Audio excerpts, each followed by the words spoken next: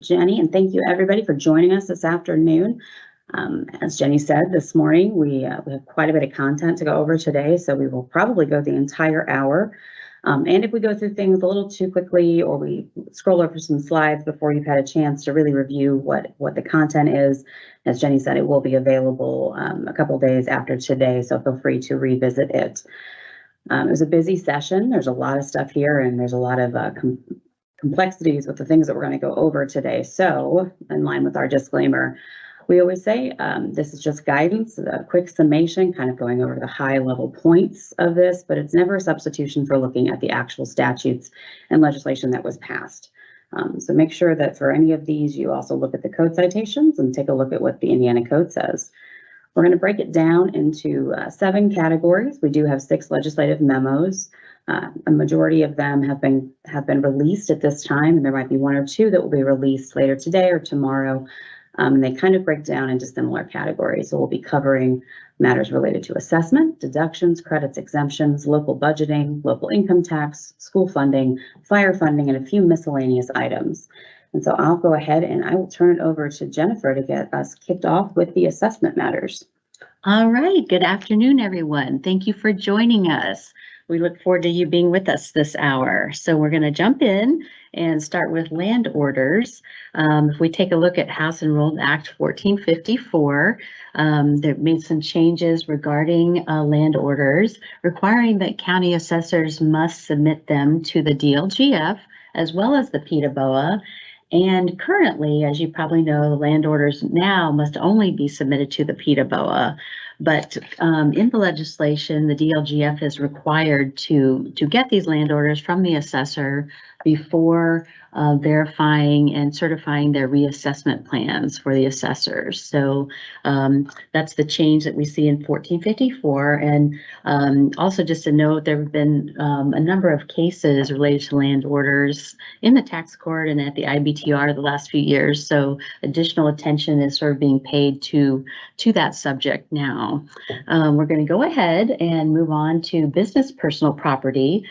We just have highlights for each of these subjects since there's so much to cover, but business personal property is also found in HEA 1454, and a change was made also in response to some case law.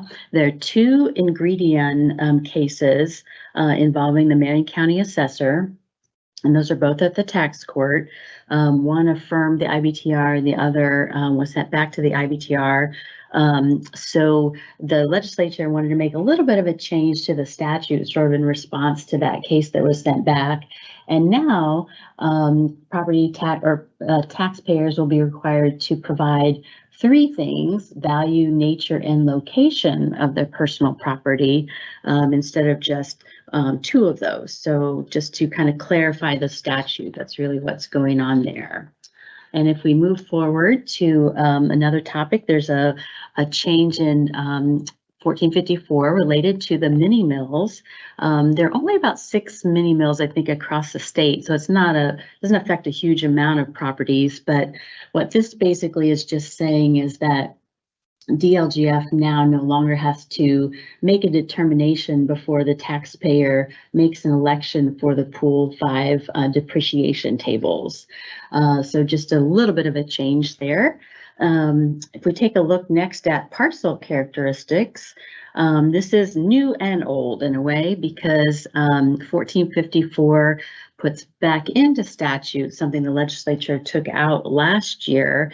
And what it does is it says that the assessor needs to document why parcel characteristics have changed from one assessment date to the other. Sometimes this can come up in appeals, and so assessors would want to make sure that they document on either the property record card or somewhere, why these characteristics have changed. And again, this is new and old, putting back what was in statute previously. All right, and then still looking at House Enrolled Act 1454, there's a provision related to greenhouses. These are hydroponic, kind of in response to some businesses in northern Indiana that have hydroponic farms that are sort of covered agricultural properties, sort of new technology in a way. And this just simply adds controlled environmental agricultural property, defining that here, as you see, related to improvements in greenhouses that are producing fresh vegetables, fruits, and other agricultural produce. So that's something that's new. And then we'll look ahead next in 1454 to apartment assessments. So this applies to real property rented for 30 days or more. It has more than 4 rental units. So generally you're going to be thinking about commercial apartments here. What's required here is that assessors must annually assess AV using the 3 approaches. So the cost approach, sales, and income capitalization. So they've got to use all 3 to calculate value, and then they have to apply the lowest value of those. It's important to note too that the assessing official here has the burden of proof with this assessment. And the taxpayer can also request an explanation as to how the AV was calculated. We recommend that assessors really reach out to the taxpayers early and try to get relevant data from them, as this may be helpful. So, all right, just kind of moving ahead a little bit with the apartment assessments. We have a few more details here as to how to calculate the income capitalization or gross rent multiplier method using the assessment of the property. The taxpayers got to submit that necessary information not later than the assessment date. And we know sometimes assessors struggle to get information from the taxpayers, and that's where, again, we recommend reaching out early, hopefully to get good information there. All right, moving on to wind power devices. What we really mean here are the wind farms. So this is in House Enrolled Act 1401. And this is in response to some IRS rules. And this says that when a public utility owns a wind power farm or device, and it changes ownership, someone new buys it, then the return has got to have that same valuation as the previous owner included in its last report. That's got to be for a year. And the reason for that is the county needs some advance notice when something like this happens, because it can really affect the assessed value. We had a situation like this last year, and here the legislature is trying to kind of buy some time so the county can adjust to a different AV, which could be substantial there. So that's the wind power devices. We have a few more details here that you may want to look at regarding those. And we'll go ahead and move to state distributable property. There's just kind of a minor, kind of a housekeeping note here in statute in 1454. The DLGF now must certify state distributable assessed value July 1 instead of June 15th. That just gives the department a little bit more time to get all the internal work done that is needed. And then if you look again at 1454, the DLGF may disclose annual returns to the county assessor and auditor. And the reason this was added in statute is sometimes county officials, assessors, and auditors would like to have the information from the returns, and previously by statute, the DLGF could not disclose that. So this makes that change there. Then moving on, we're going to take a quick look at appeals to see what's been changed there. So here we look and see also in 1454, which was a very voluminous piece of legislation, in the informal conferences with the county assessor and also PETA BOA appeals, the assessed value cannot be greater than the assessed value that the assessor originally assigned the property. Now, this does not hold true for the IBTR and tax court stages, but it is true at the county level. So that's a pretty significant change there.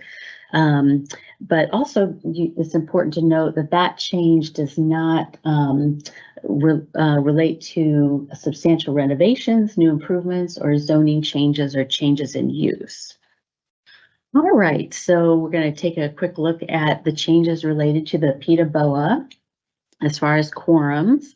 So House Enrolled Act 1454 changes the meaning of quorum for PETA BOA meetings so that a certified level 1 or 2 assessor appraiser that's not a board member, they're not required to attend for purposes of a quorum. So currently, the law specifies that the appointing authority may waive the board member level 2 or 3 certified assessor appraiser requirement. So this just makes a slight change there regarding the quorum issue. But if we move on here to appeals and appraisals, you're going to find this language in House Enrolled Act 1499. This specifies that an appraisal submitted by a taxpayer in an appeal is presumed to be correct if the appraisal meets these 4 requirements. So it's got to be USPAP compliant, is addressed to the property owner or assessor's office, was commissioned for the appeal specifically, and is effective as of the assessment date of the appeal. So again, that's a change related to appraisals and presuming that those are accurate. Now, it's important to note that the assessor or the PETA BOA can also get their own appraisal. And so you can get your own appraisal and take a second look at that taxpayer appraisal if needed. And again, this does not eliminate the right of the taxpayer to appeal. All right. So those are some highlights from the assessment changes. We're going to now look at deductions and exemptions. So we're going to take a quick look at this. Senate Enrolled Act 325. This is a very important topic that I wish we had more time to go into today, but we'll have lots of material on it. So this is in response to the Schiffler versus Marion County case. There was a tax court decision in 2021 that was appealed to the Indiana Supreme Court, and they denied transfer, so the case stood. And what the legislature wanted to do here is the case was all about the homestead deduction. The legislature basically here tried to respond to the tax court case by more closely defining what is a dwelling and what's included in the homestead. And so the homestead is enlarged a little bit under these changes. So it's defined as a single house and a single detached or attached garage, either one. And then also included, it's up to 1 acre of land immediately surrounding the dwelling, any number of decks, patios, gazebos, and pools, and then 1 additional residential yard structure, and that's defined in DLGF administrative rules, and then 1 additional building that's not part of the dwelling. It's got to be used predominantly for residential purposes. So that could be like a shed for garden tools or something like that. But that's a change in what's included in the homestead deduction, eligible property. And then also there are a couple other clarifying points here. Removes the eligibility for business entities that were receiving the deduction from continuing to receive it. But some entities can still receive the homestead, and that includes cooperative housing corporations and qualified personal residence trusts. So you can look at those definitions and see where it still applies. So additionally, the legislature wanted to limit appeals related to this case and their changes in statute. So you'll also find this in 1454, and it limits these appeals to 1 year from when the property was assessed. So basically it's a 1-year appeal for these type of claims. So now we've kind of got 3 different types of appeals and 3 different types of timeframes for appeals. And this is limiting how long those claims can be brought. So also taking a quick look, we're going to kind of move forward to the supplemental homestead deduction after the homestead itself. In 1499, the legislature attempted to give some property tax relief to homeowners.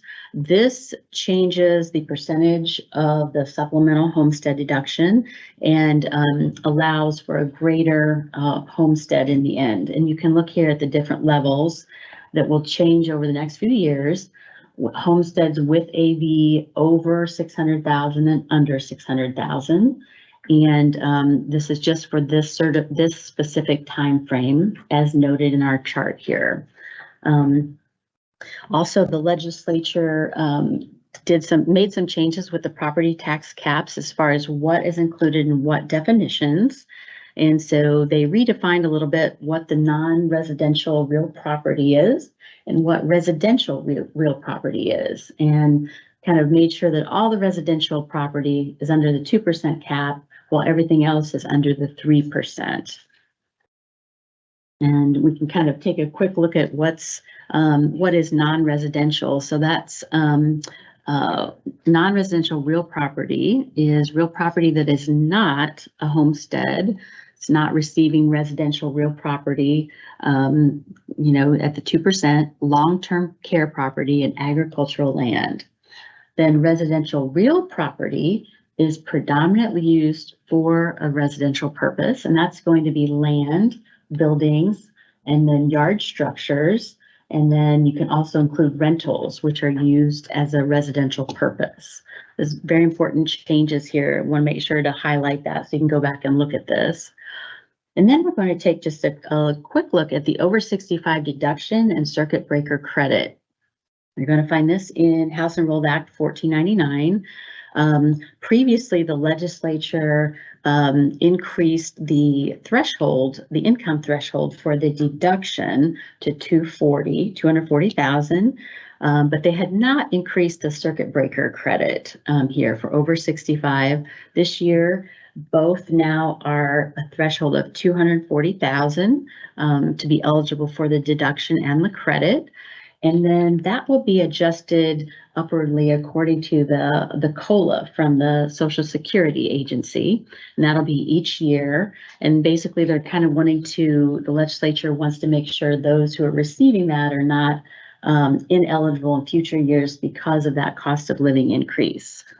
All right, we're going to skip ahead here a little bit. I think we can skip ahead to the county option homestead property tax relief.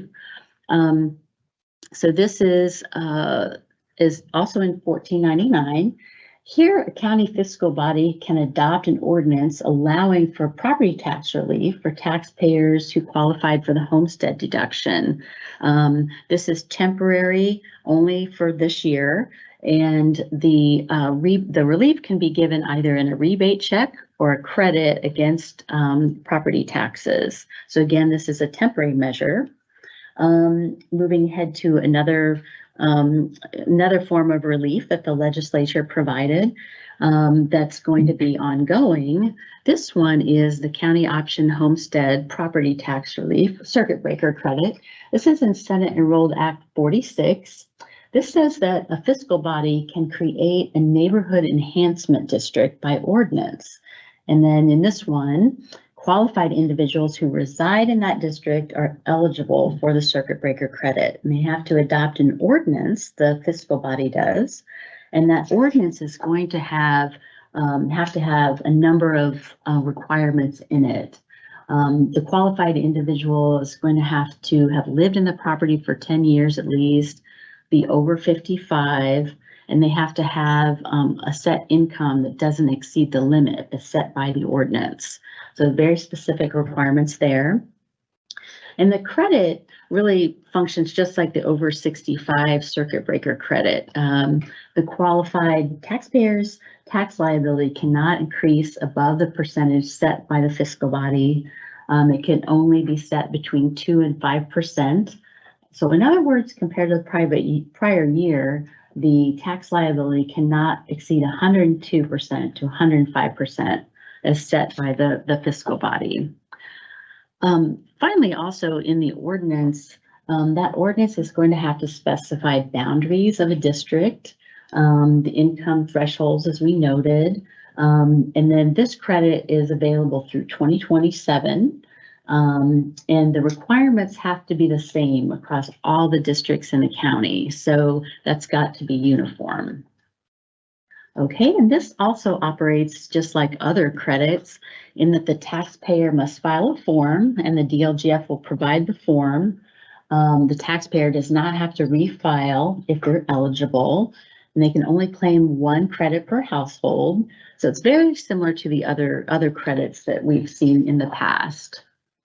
Okay, and then the county auditor will apply that credit to every individual unless the person no longer qualifies or the county fiscal body changes or repeals the ordinance.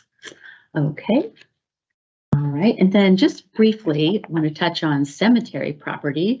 This change in 1454 applies only to nonprofit owners or a church or religious society as owner. They will be all eligible for an exemption under this provision, as well as crematories and funeral homes. It's not a broad exemption. It's limited by that nonprofit or religious society. And we think there are only a handful of these properties across the state, most likely. So just take a look at that in 1454 if you're interested. Then we also have a geothermal deduction change. Previously, if an owner had a geothermal deduction with that device on their homes and they sold it, the new owner would have to reapply for it. This simply says that the deduction goes with the land and with the property, and they don't have to reapply. All right. And then moving on to sales disclosure forms, a county auditor may not reject a sales disclosure form just because the applicant hasn't provided the driver's license with the new address yet. We see this come up sometimes in questions, and it does take time to get a new driver's license when a person moves. And so this is just clarifying that the form cannot be rejected just for that reason. So we're going to go ahead and wrap up now on all these issues, and we're going to turn the local budgeting matters over to Emily. Thank you, Jennifer. And we're going to start first on local budgeting with certified net assessed values. So starting for submissions after July 1st of 2023, there's a modification to what is to be included with the certified net assessed value submissions to the department. Starting with future submissions, the amount of assessed value for property that is under appeal will be excluded from the CNAV that is submitted to the department and used for purposes of budgeting. This means that if you have a property that the previous year was assessed at $100,000 and the current year was assessed at $120,000, and the individual is appealing, the amount that is under appeal that would be excluded from the CNAV submission would be that $20,000 amount. So it's meant to be a way to take out some of the barriers that could prevent counties from getting their CNAV submissions submitted to the department by the August 1st deadline. But there's also an option that was added in code under 1454 for the county auditor to request that the department allow them to include AV of certain property that is under appeal. And the request must be submitted to us before August 1st, and we will request additional information for the parcels or the properties that are subject of that request. Moving on, we're going to look at the maximum levy increase for municipalities. We internally refer to this as the 6% growth option, where you can increase the maximum levies above the standard annually calculated maximum levy growth quotient amount. And so there were some questions relating to how you would calculate the population increase as it had been in law. Law says that if population increased by at least 150% over the last 2 decennial censuses. And so what they did is they put the formula for how you calculate that increase in code so that there was no confusion. Moving on to the maximum levy growth quotient limitations that were added under House Enrolled Act 1499 for 2 years, very similar to the supplemental homestead deduction changes that we previously discussed. For pay 24 and pay 25, there is a new formula that will be used in addition to the current formula for the maximum levy growth quotient. Essentially, the formula that they'll look at for those 2 years will indicate that the maximum levy growth quotient for pay 24 and pay 25 has to be the lesser of either 1.04 or 80% of the maximum levy growth quotient as it would normally be calculated. So, in other words, absent any other levy adjustments, the maximum levies for all units will not be able to grow by more than the 4% or the 80% of the maximum levy amount, whichever is less, depending on that year's calculation. So this defines what the maximum levy growth quotient will be, again, just for 2 years. It will limit the school corporation operations fund max levies, even though that the school corporation can grow their levies by more than the MLGQ, because there is a separate calculation for school corporations. Move next on to the residential TIF. Residential TIF districts were established in statute a few sessions ago, and as a part of that process, any redevelopment commissions that want to establish a residential TIF, they have to first come to the department to look at the requirements for eligibility and to see if they have the 1% rules, what we refer to it. Under the legislation under this bill, which is House Enrolled Act 1005, the requirement to come to the department for an eligibility determination has been removed. In addition to that, the duration that these TIF districts can be in existence has been changed. However, even though for all counties it's being removed, there was legislation in House Enrolled Act 1157 that keeps Marion County in the bucket of needing to come to the department for assistance in determining eligibility for establishing a residential TIF district. Now, although they've made the changes for all counties outside of Marion County to no longer need to come for the determination, there is a non-code provision that says that this will be in place up until July 1 of 2027. They have a sunset that's in, and if there's no change made by the General Assembly, things will revert back to how they're currently operating in law. Next section deals with redevelopment commission annual reporting. Currently, under statute, redevelopment commissions and redevelopment authorities do have an annual reporting requirement to the department of April 15th. And for those annual reports, it's kind of a snapshot, a year in review from the previous year. Those annual updates and submissions are submitted to the department through Gateway under the TIF management application. In addition to that reporting requirement is still going to be in place. There is an additional reporting requirement for redevelopment commissions. By December 1st of each year, instead of doing a look back, as the annual report includes, it'll be a look forward, and they will need to be submitting a revenue spending plan. Those at the current time will be submitted through the TIF management application through Gateway. So there will be 2 different deadlines for redevelopment commissions to submit these reports to the department through Gateway. In addition to the changes with redevelopment commissions, there was also a change to the controlled projects threshold. So currently in code, there are different value determinations that are annually calculated by the department as to if the cost of a project overall exceeds a certain amount, whether or not it meets the definition of what a controlled project is. For projects or things that are conducted after July 1st of 2023, there will also be adding in a rate amount of over the 40 cents, but not less than the 80 cents. And that deals with the 2 levels of whether there's a petition or remonstrance filed by the taxpayers of the area, or whether there's a required referendum that has to be held for a project that is meeting the definition of controlled project. It doesn't apply to school projects for which a public hearing to issue bonds or enter into a lease was conducted after July 1 of 2023. And when it doesn't apply, there are a couple of things that they touched on for this. One is if a project is in response to a court order holding that a federal law has been violated. This was based on an example that we saw in one of the northern counties in the last couple of years. And they also are adding into a concept of maintenance emergencies. It defines maintenance emergencies for things that are not considered to be a controlled project. It's a boiler or chiller repair, roof repair, storm damage, and it outlines a process that units can submit a petition to the department of a determination of whether a project they're looking at would meet the definition of a maintenance emergency. Move on to county abstracts. So the county abstracts are currently submitted by March 15th to the Auditor of State's office for future submissions, starting with the March 15th of 2024 submission. Those submissions will be made to the Department of Local Government Finance. The application is still going to be available on Gateway, and so things shouldn't change drastically in the shifting of that function over. The department will also be assisting the adopting bodies and county auditors in calculating the property tax relief credit percentages and amounts. Additional further guidance will be provided on the transition of county abstracts. We're going to turn next to the local income tax legislation.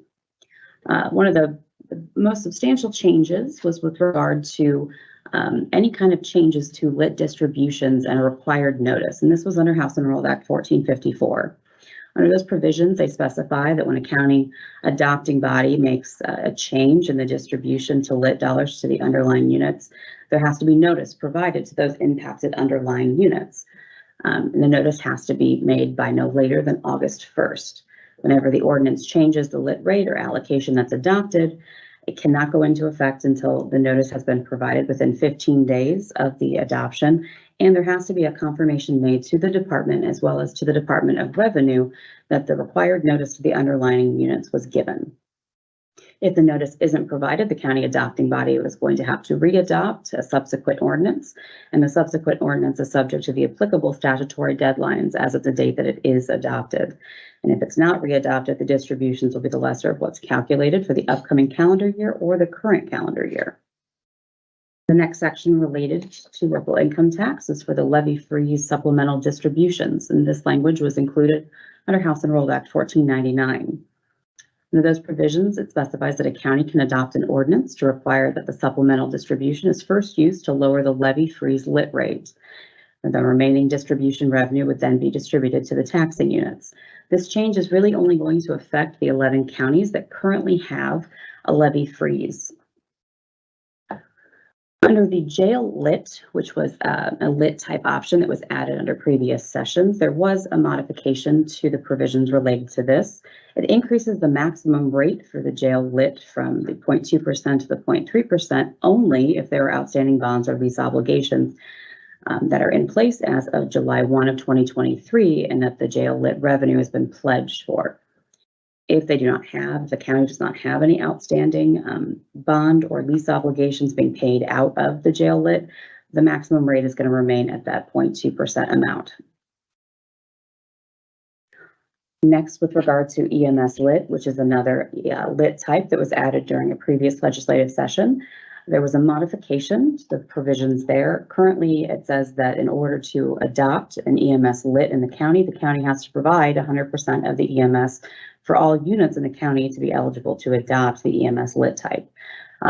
This requirement has been removed to provide a little more flexibility for counties wanting to adopt an EMS lit. There was a new lit type option that was added this session, and that was under Senate Enrolled Act 417. It's referred to as a judicial lit. Under this section, the county fiscal body can adopt an ordinance to impose a tax rate for county staff expenses of the judicial system. The rate has to be in increments of 0.01%, but it cannot exceed an amount overall of 0.2%, and it cannot be in effect for more than 25 years. The revenue that's generated for this lit type is distributed directly to the county before the remainder of the expenditure rate is distributed, and the county has to create and maintain a separate fund for this judicial lit. The judicial lit revenue that is budgeted and spent may not comprise more than 50% of the county's total budgeted operations for staff expenses in any given year.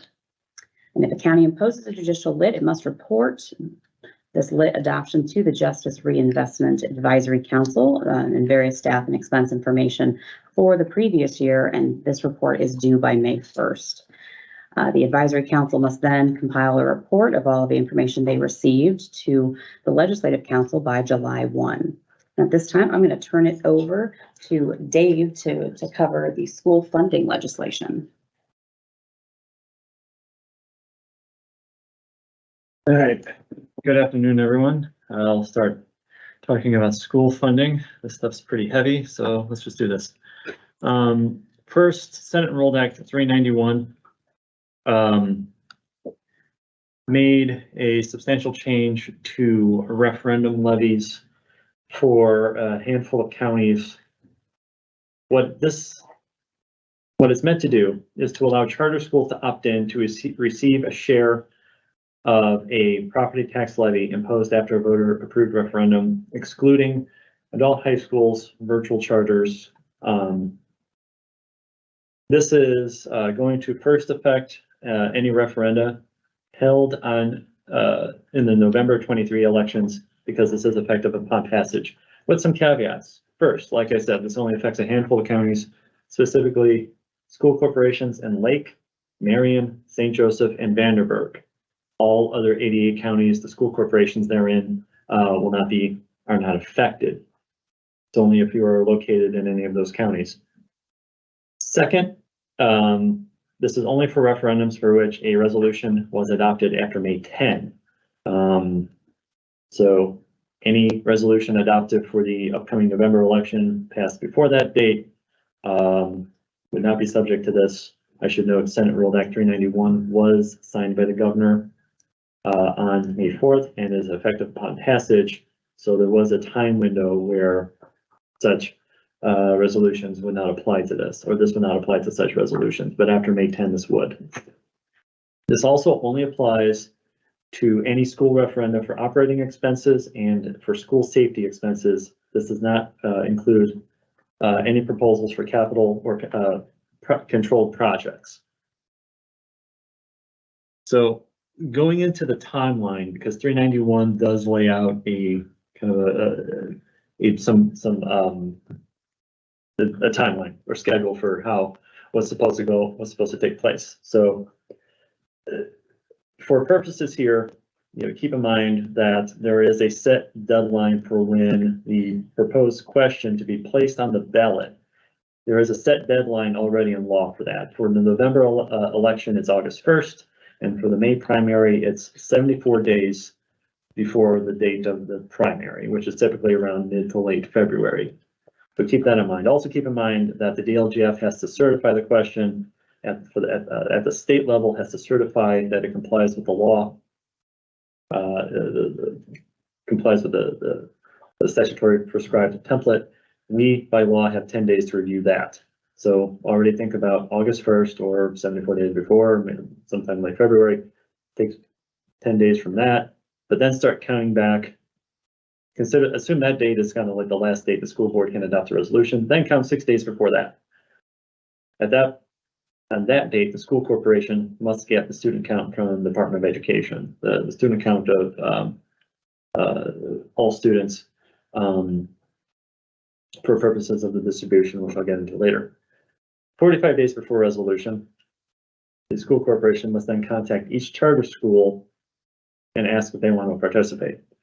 And then 30 days before the adoption, or 15 days from when they ask, the school corporation and then each participating charter, those who opt in, must post a referendum disclosure statement on their respective websites. I'll mention that statement again in an upcoming slide briefly. So like I said, there is a deadline. There's a pretty strict schedule that has to be followed under 391 when combined with the current deadlines and requirements for getting a referendum question placed on the ballot for these referendum levies.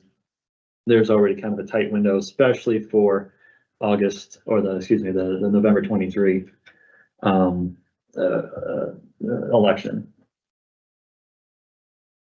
So speaking more specifically about the resolution itself, the school board must include in the resolution first, then must specify the portion of proceeds that the proposed levy will be distributed to participating charter schools. It also must include a projection of how much each charter will receive, and the board must also consider this projection when developing its revenue spending plan. Said revenue spending plan is already required in law. The resolution must also include for each participating school the estimated revenue purposes for the levy and the estimated expenses for each purpose.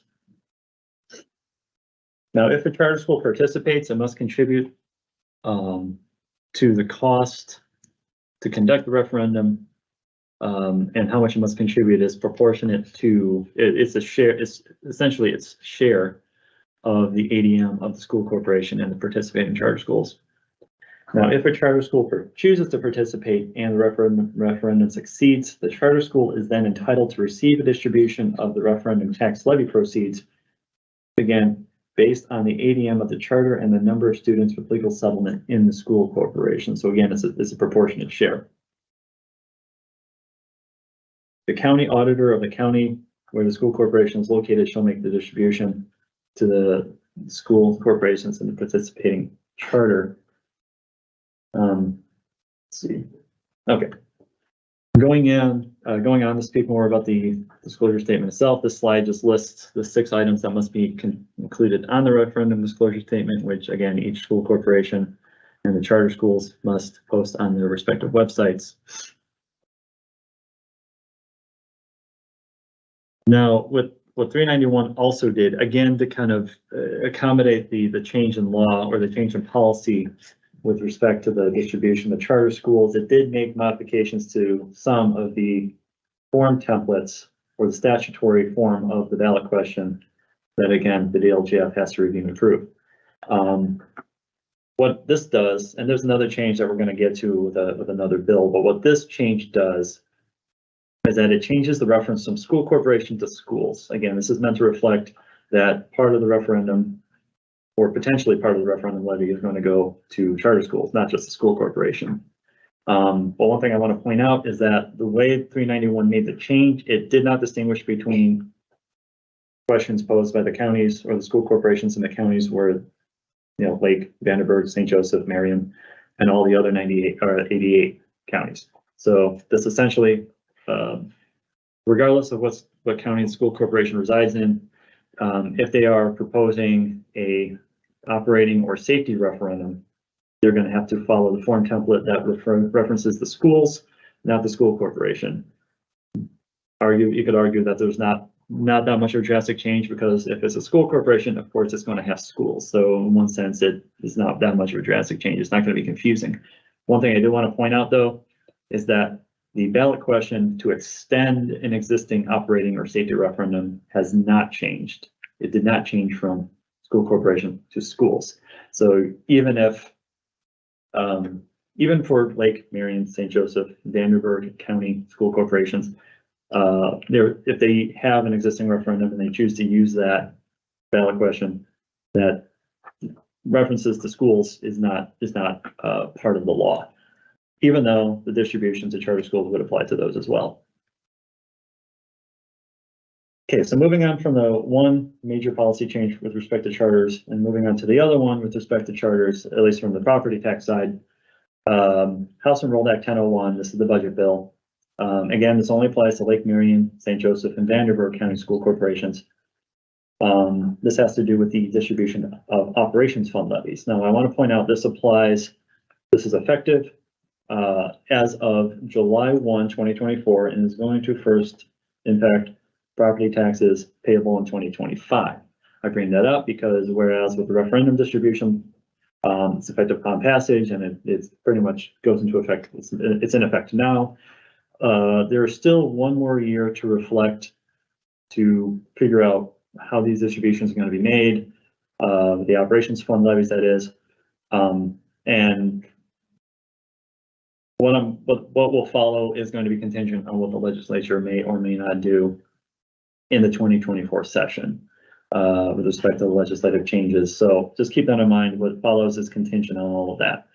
So what 1001 does is that it provides that a charter school that does not have or give more than 50% of virtual instruction to its students is eligible to receive a share of the school corporation's operations fund levy. There is no opt-in.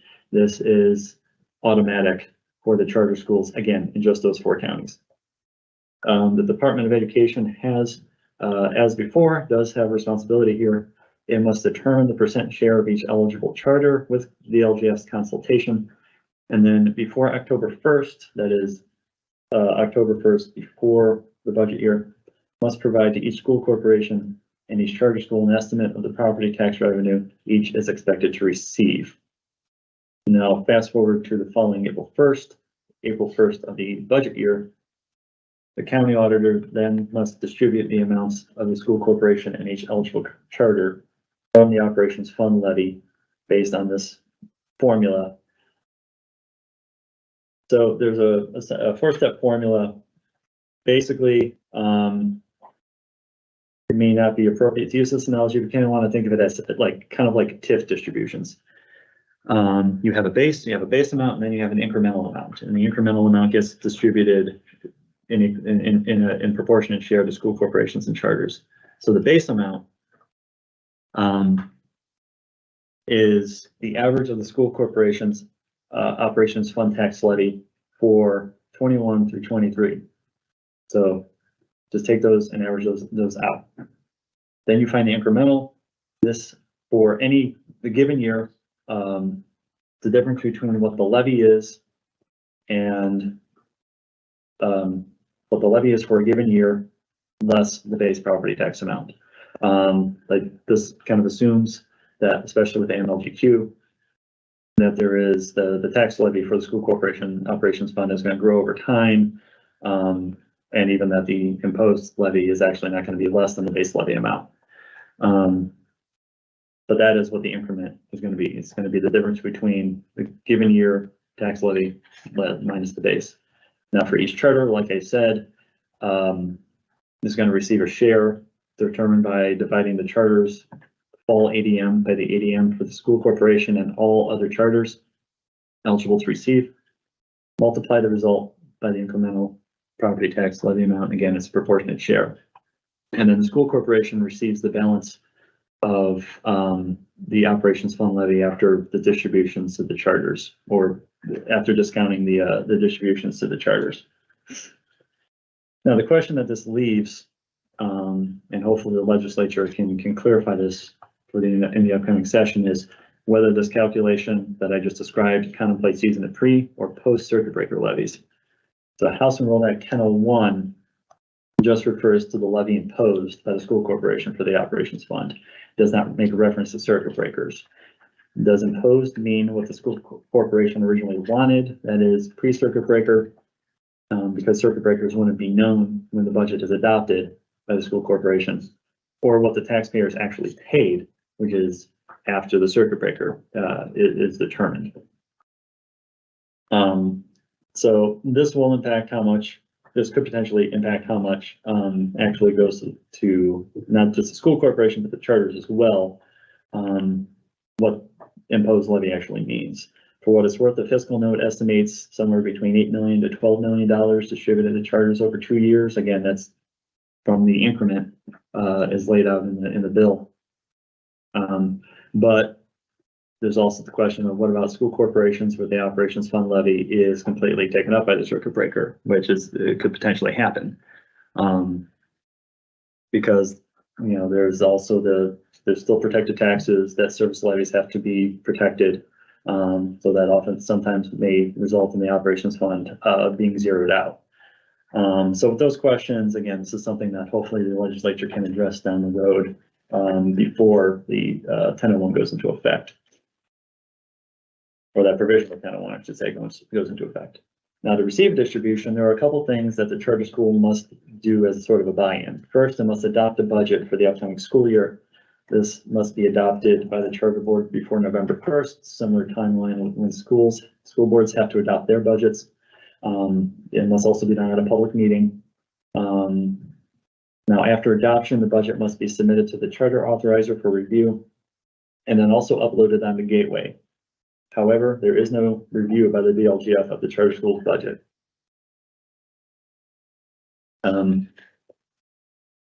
The charter school must also adopt an operations fund, capital projects plan, and bus replacement plan if it's actually receiving revenue from the operations fund tax levy. It's a similar process for the school corporations, and again, as especially with respect to the capital projects and bus replacement plans, there is no DLGF review of those, even for school corporations. It'll be the same for charter schools, and like I said before, the budget adopted by the charter school will not be subject to DLGF review. All right, moving on to a whole new topic, but staying within schools. 1454, I mentioned before, the protected taxes. There's currently a process in place to allow school corporations that meet certain requirements to waive implementation of protected taxes. This 1454 extended this program, if you will, to run all the way through the end of 2026. However, it imposed a new requirement. So a school corporation will be ineligible from 24 onward if it issued debt after July 1 of this year, and this debt will be repaid with a debt service levy. If that debt is being repaid with a debt service levy and it's imposed after July 1, the school corporation is ineligible, except when one of two things. First, the purpose of the debt issuance is to refinance or renew pre-2024 debt, and it lowers the interest rate.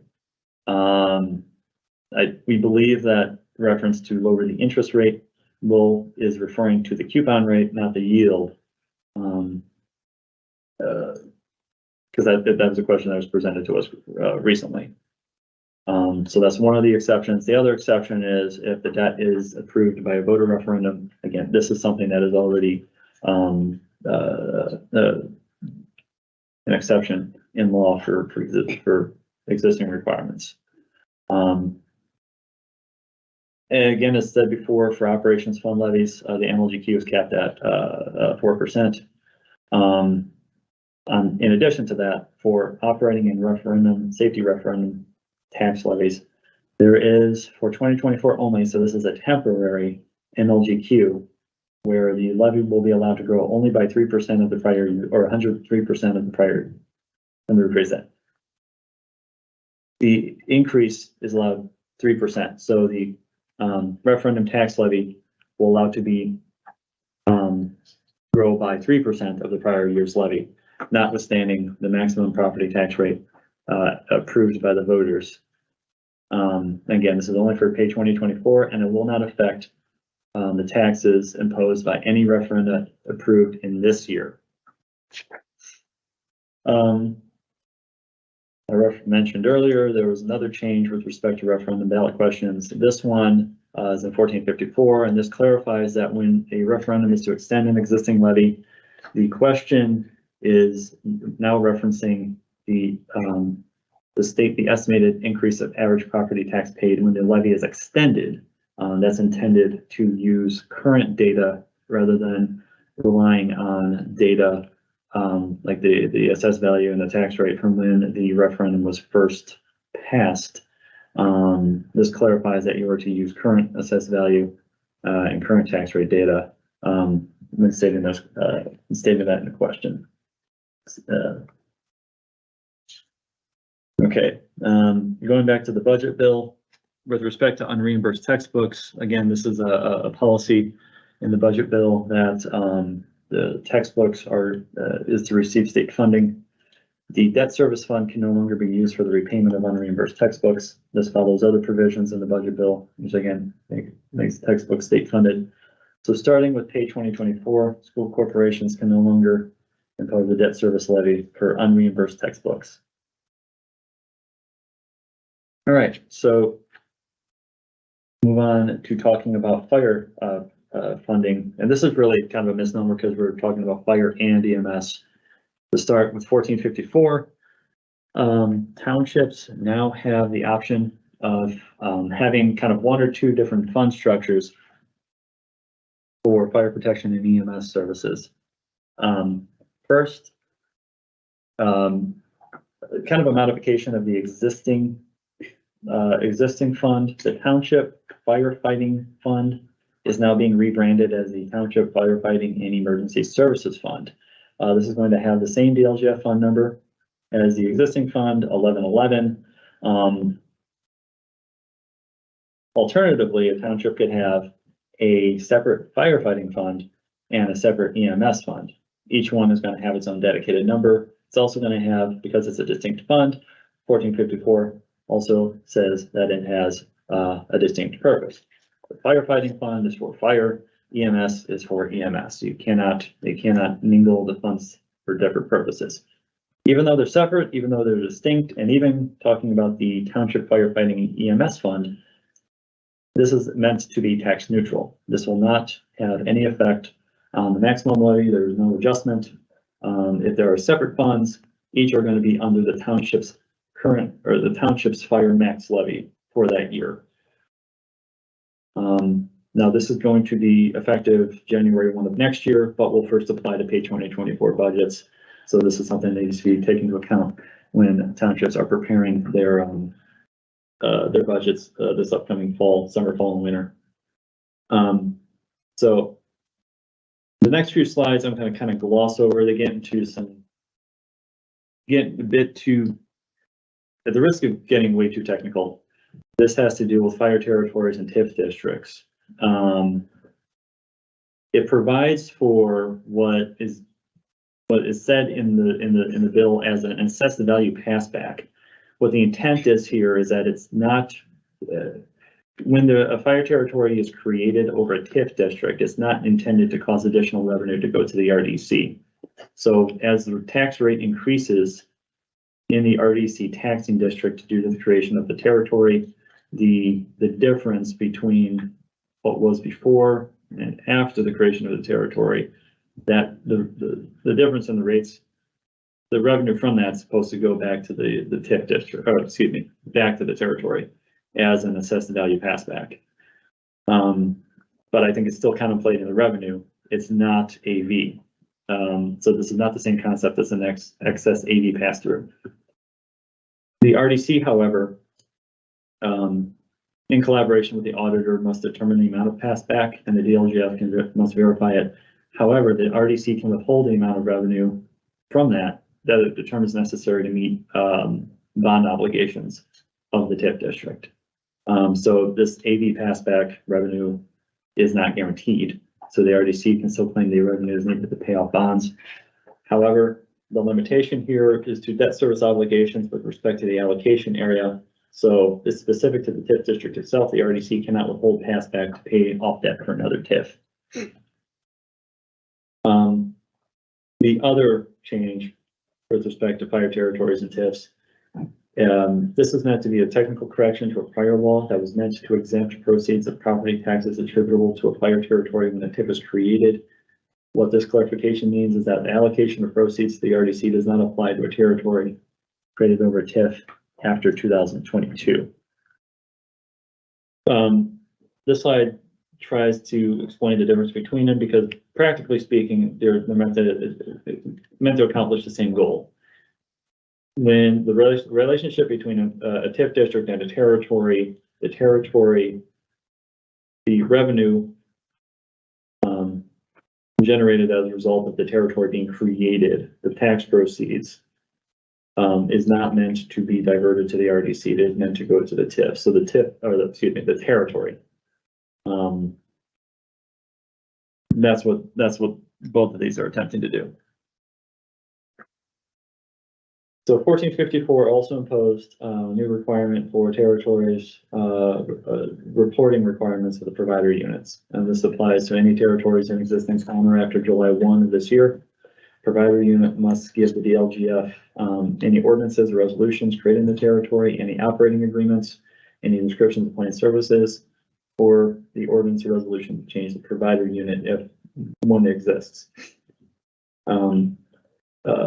Also, copies of these documents must be maintained by the provider unit, whether it's the original one or the provider unit has changed, must be maintained by that unit throughout the existence of the territory. And the DLGF must be notified of any change in operations or structure of the territory within 30 days of the effective date of the change. Okay, 1454, another thing this bill did is it created a change in the timeline for creating a fire territory for this year only. So first, it extended the deadline to adopt resolutions to create the territory to August 1st. Currently, it's March 31st, or previously it was March 31st. This year and this year alone, it's August 1st. It also changes the public hearing and adoption deadline. I have a table here that you can see, make reference to. Again, it's only for this year. After this year, assuming no other legislative changes for next session, the timeline will revert back to the way it was before 1454 was enacted. So moving on from territories, going to fire protection districts, 1454 allows a county legislative body to create a 9-member governing board for a fire protection district where that district covers the entire county. This governing board is an appointed board, 8 appointees from the legislative body, and 1 is a county commissioner. Now, the governing board is going to have the same duties and powers as the board of fire trustees, but the board of fire trustees will continue to exist in that district as an advisory body. Okay, so going back to talk about lit, 1454 provides that an adopting body of a county for lit may adopt a resolution to allocate a portion of public safety lit to any of the 4 entities listed below in the slide. The resolution must include information on the service area for entities receiving a share of that lit, the amount of distribution limited to what is generated by 0.05% of the public safety lit rate. And keep in mind, this is not rate times 0.05%. Assume 0.05% is the rate itself that is generating the revenue for purposes of the distribution.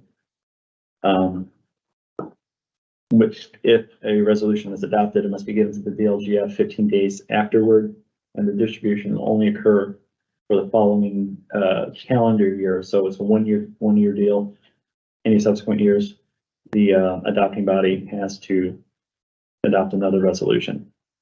And the distribution is made after the PSAP allocation, but before all other distributions are made. Okay, so with that, I'll turn it back over to Emily to cover some additional items. Thank you. All right, thank you, Dave, and thank you everybody for hanging in there with us. I know it's a lot of content, a lot of slides, but we only have 2 other quick small items to go over before we let you guys go, for those that have been able to hang in with us. First one, under the miscellaneous category, is a waiver of penalties and interest that was included under House Enrolled Act 1454. Under those sections of the bill, a county fiscal body is able to adopt an ordinance that establishes a property tax amnesty program to waive interest and penalties and any added delinquent taxes before January 1 of 2023. Taxpayers must have paid all taxes and special assessments due and payable between December 31st of 2022 and November 1st of 2023. The ordinance in this case has to be adopted by the county fiscal body before November 1st. So that'll just be a short time thing for a tax amnesty program. The other category deals with the restricted addresses program. There were 2 bills that addressed this area of law. It was 1578 and Senate Enrolled Act 314. Under the restricted addresses program, any unit of government from municipal to state, if they operate a public property database that includes home address and information of individuals, they're subject to looking to see if an individual that would like their information removed from these public property databases removed, and having a process that allows them to submit a written request and ask that it be removed from these databases. Under the 2 bills listed above, there were 3 additions made to the list of what is considered a covered individual. One was the address of a confidentiality program participant. The address confidentiality program is administered by the Office of the Attorney General. The second category that was added was for regular paid or volunteer firefighters. And then the third category was for any person who resides in the same household as a person that is described in 1 through 9 of the subdivision. So if you're a unit that maintains and operates a public property database, just beware of the additions to the list of individuals that can request to have their home information removed from these databases. And at that time, that would be the last thing we wanted to cover. Again, we did have a lot of material to go through today. We do appreciate people hanging in with us and staying over for 6 minutes if you were able to. The legislative memos that we referenced at the beginning of the presentation will be available at the website provided on this slide. And I will turn it over to Jenny to close us out. Thank you, Emily. Just as a reminder, we will be sending those documents out later this week and posting them on our website and on our YouTube channel for the video. If you want CE credit, you do need to self-report that to either Donna within our office if you're an assessor, or to your governing body. those attorneys that would like CLE credit, please make sure to complete the survey and submit your attorney number, and we will get that filed for you in the next week. If you have any questions, feel free to reach out to any of our legal team or myself, and I can get you in contact with them. But do appreciate all of you attending today, and hopefully we will see you in a future webinar. Thanks so much.